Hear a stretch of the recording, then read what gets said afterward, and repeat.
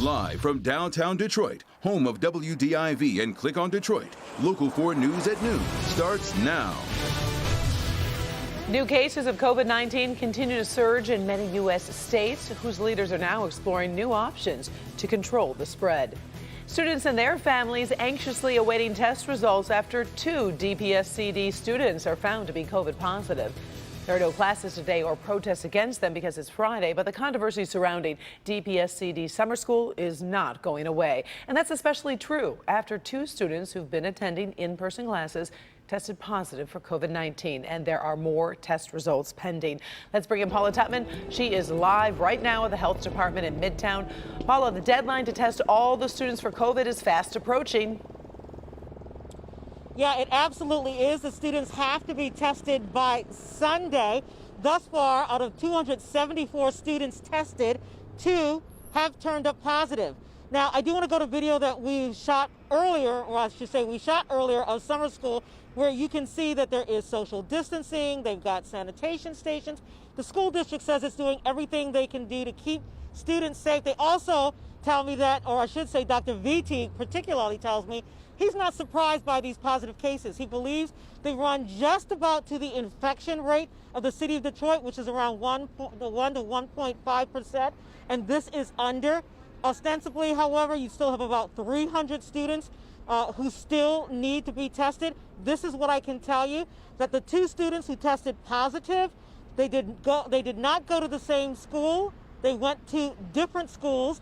Their family members have been tested, and they have shown up as negative. I'm not sure how that actually informs what's going on there. However, I can tell you that parents are concerned that they are not being told which schools, which the district says it can't do because of privacy laws.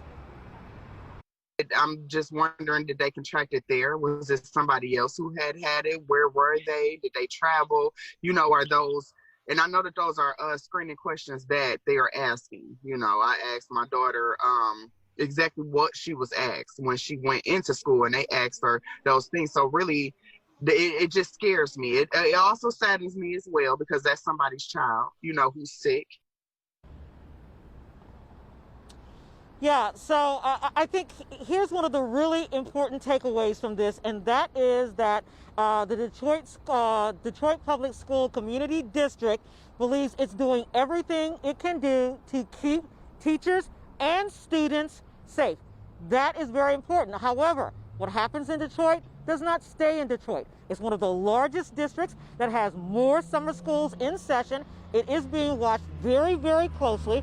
Today at 5, we're going to get reaction and talk about how what's going on in the city of Detroit in terms of testing really could be informative for many other districts in terms of how they choose to go back to school in the fall. Karen? There's so many pieces to this puzzle. We'll check back with you later on today as we continue to cover this story. We appreciate it. Thank you, Paula. And with 4 million cases and counting, the United States is barreling through yet another milestone in COVID-19 cases. As death rates in some states appear to be soaring, officials are going to more desperate measures. Sam Brock has an update from hard-hit Florida.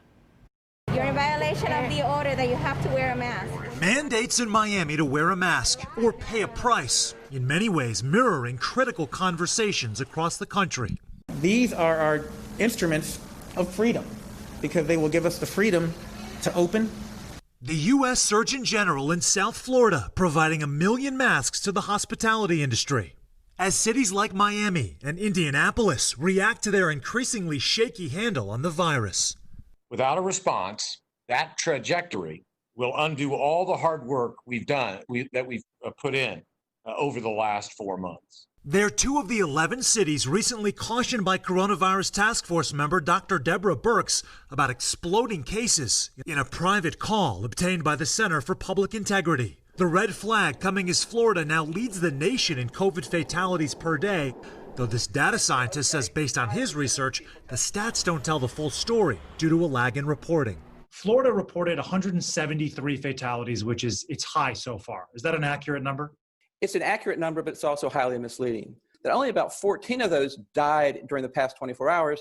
Accurate data helps drive policy decisions, as does testing, which is still chock full of challenges, excessively long waits for results, and a shortage of materials. every single piece of the supply chain is now a challenge because the demand for testing really is exceeding the current supply that we have available. Labs working round the clock to process tests as this couple tries to process its miraculous story. She was on max support on the vent. There was nowhere they could really go with her. Proof the will to live is a powerful force. Alicia Capper spent 41 days in the hospital, 23 on a ventilator, before giving birth while in a medically induced coma. I was just filled with so much joy, though, for these kids, and selfishly for myself, that we're going to get to continue the story.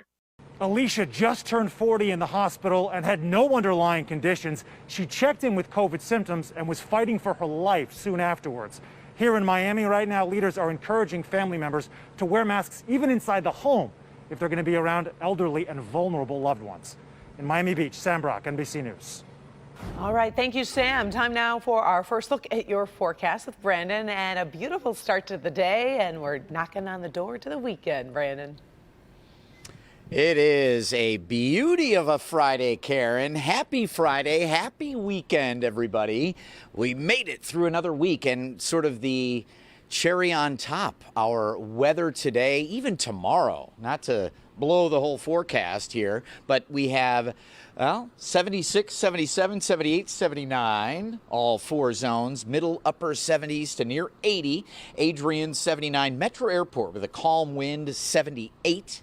On our way into the middle 80s with just a couple of pretty looking cotton ball cumulus clouds out here, and likely going to get a few more of those in maybe parts of our north zone or southern Ontario due to the north wind. But other than that, looking really good. The humidity levels are low. The wind should not be real strong. Sky conditions continue to just show promise for us.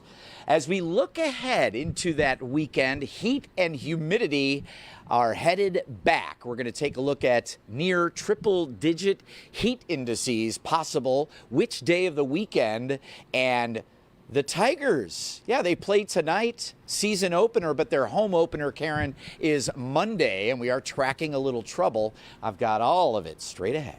All right, we'll check back with you in just a couple of minutes. Thanks, Brandon. We are awaiting charges in the deadly shooting of a 10-year-old boy in Warren. Orrin Bow was killed after being shot in the chest. This happened inside the Warren Manor Apartments on DeQuinta Road Wednesday afternoon. Investigators say several